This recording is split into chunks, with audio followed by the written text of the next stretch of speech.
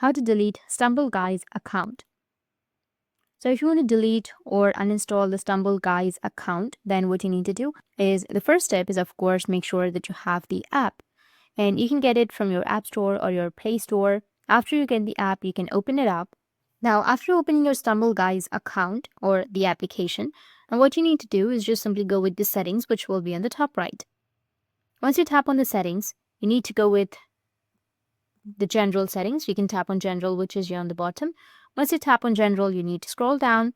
Once you scroll down, you'll find the privacy option. Tap on privacy, tap on open, and as you can see that you'll have delete account option. Tap on delete account, and as you can see that it says you will lose all your data and purchases associated with this account. So if in order to delete your account, you need to type DEL to delete your account. So just type DEL. After that, go with the tick and tap on delete, and that's it. Your account has been deleted. And if you have any questions, feel free to comment below. Thanks for watching.